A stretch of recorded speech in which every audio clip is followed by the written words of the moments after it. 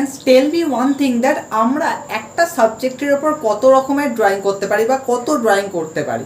তো guys answer is infinite, but হ্যাঁ depending on সাবজেক্টের ম্যাটার, সাবজেক্টের কী কনসেপ্টের ওপর সাবজেক্টটা হয়ে আছে সেটার ওপর ডিপেন্ড করে হয়। বাট অ্যাকচুয়ালি কিন্তু আমরা একটা সাবজেক্টের ওপর কিন্তু অনেক রকমভাবে কিন্তু অ্যাপ্রোচ লাগাতে পারি। তো আজকে গাইজ এটা নিয়েই ডিসকাস করবো। গাইজ আমি এর আগেও অনেক আগে একটা ভিডিওতে বলেছিলাম যে এনআইডির এক্সামগুলোতে কী হয়, এমসিকিউ বেস কোয়েশ্চেন তো থাকেই, তার সাথে কী হয় যে একটা রিজনিংয়ের পোর্শন থাকে যেখানে একটা বক্স করে দেয় আর বক্সের ওপর একটা সাবজেক্ট লেখা থাকে বা খুবই সিম্পল সাবজেক্ট লেখা থাকে, কিন্তু তারা দেখতে চায় যে একটা স্টুডেন্ট সেই সাবজেক্টটাকে কীভাবে আইডিয়া করে ড্র করছে। আর ওখানকার ড্রয়িং মানে এরকম নয় যে জাস্ট তুমি ফিগার করে দিলে সেটা চলবে না, তোমাকে পুরো সিনারিওটা দেখাতে হবে।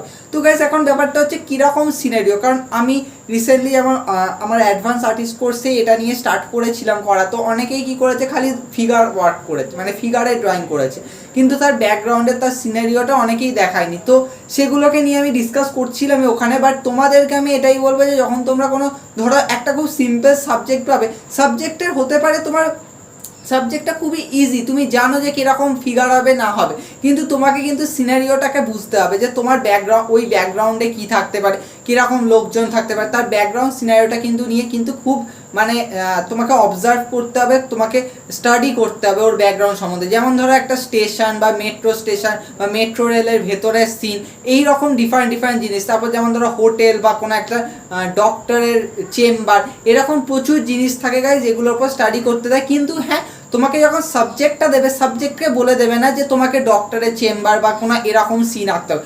ওখানে খুবই সিম্পল একটা সাবজেক্ট বলে, খুবই সিম্পল, এটা মানে খুবই সিম্পল, কিন্তু হ্যাঁ ওরা দেখতে চায় যে তুমি কীরকমভাবে কম্পোজিশন বানাচ্ছ। তো গাইজ আজকে আমরা একটা সিম্পল সিনের ওপর কাজ করব। সাবজেক্টের নাম হচ্ছে যে two people sitting and talking, মানে দুজন বসে কথা বলছে এরকম একটা ব্যাপার। কিন্তু হ্যাঁ এর ওপর কিন্তু প্রচুর অ্যাপ্রোচ হতে পারে, প্রচুর সাবজেক্ট হতে পারে। এই দুজন মানুষের কিন্তু অনেক ওয়ার্ক হতে পারে, তারা ডিফারেন্ট পজিশানে আছে, তারা কাজ করছে। তো আমরা গাইজ আমি চেষ্টা করবো যে তোমাদেরকে এই সাবজেক্টের ওপর 10টা ওয়ার্ক দিতে। হ্যাঁ 10টা ওয়ার্ক কেন, আরও 100টা 1000টা ওয়ার্কও দেওয়া যায়, কিন্তু 10টা ওয়ার্ক দিতে।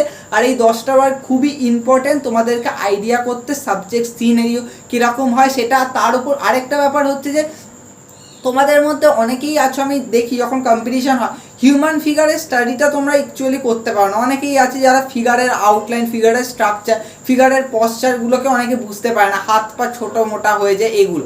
আমি জানি এগুলো অনেকেরই ছোটোবেলায় প্রবলেম হয়, বাট হ্যাঁ এগুলো যদি তোমরা প্র্যাকটিস করো তাহলে খুব ইজিলি কিন্তু মেকওভার করতে পারো। আর আমাদের চ্যানেলে একটা হিউম্যান ফিগার স্টাডি বলে একটা প্লেলিস্ট আছে, এটা ওই প্লেলিস্টেরই ওয়ার্ক এগুলো।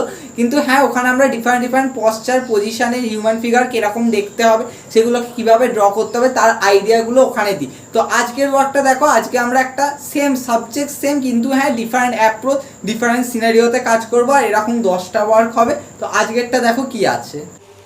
সো গাইস আজকে আমরা আরেকটা ইন্টারেস্টিং টপিকের ওপর কাজ করছি, আর এটা খুবই ইনোভেটিভ, আর এটা তোমরাও রেডি করতে পারো। এটা জাস্ট একটা ক্যাজুয়াল হলেও তাও এটার মধ্যে অনেক পশ্চার, অনেক পজিশন, অনেক আইডিয়া আছে। তো গাইস এখানে অ্যাকচুয়ালি কী আছে, এখানে একটা জাস্ট হোটেলে দেখিয়েছি যে একটা কাপেল ডেটিংয়ে এসছে, বা মানে নর্মাল কাপেলের মধ্যে কনভারসেশন চলছে, এরকম জাস্ট একটা দেখানো হয়েছে, বা একটা ছেলে মেয়ে কোনো ফ্রেন্ড তাদের মধ্যে কনভারসেশন চলছে। তো এখানে গাইস দুটো ফিগারকে গাইস তোমাদের ভালোভাবে অবজার্ভ করতে হবে, তারা কীভাবে বসে আছে, তারা কীভাবে মানে তাদের বডি ল্যাঙ্গুয়েজ, তাদের মুভমেন্ট, তাদের পশ্চারগুলোকে। তো গাইস এখানে আমরা স্টেপ বাই স্টেপ দুটো ফিগারের আমরা স্টেপ বাই স্টেপ বডি ফিগারটা দেখাবো, যে তারা বসে কথা বলছে, তাদের ফেস এক্সপ্রেশন কীরকম হবে সেগুলো, তাই কমপ্লিট এখানে আইডিয়া পেয়ে যাবে। তাই ভালোভাবে দেখো কীভাবে আমরা দুটো ফিগারকে ড্র করছি, তাদের কীভাবে কনসেপ্টটাকে তুলে ধরছি।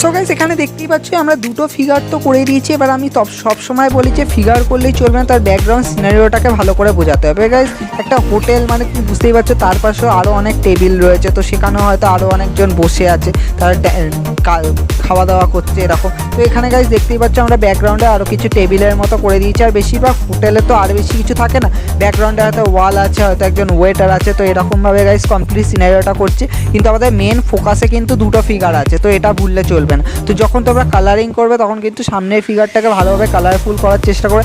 ব্যাকগ্রাউন্ডে জাস্ট ওয়ালটাকে তোমরা সিম্পল ইয়েলো আকার বা নেভি এরকম কালার দিয়ে করতে পারো, খুবই ভালো লাগবে। তো আই হোপ তোমরা এই পুরো স্ট্রাকচারটা বুঝতে পেরেছো, এটা তোমরা প্র্যাকটিস করে রাখতে পারো just as a human figure study হিসাবে, খুবই ভালো একটা কনসেপ্ট।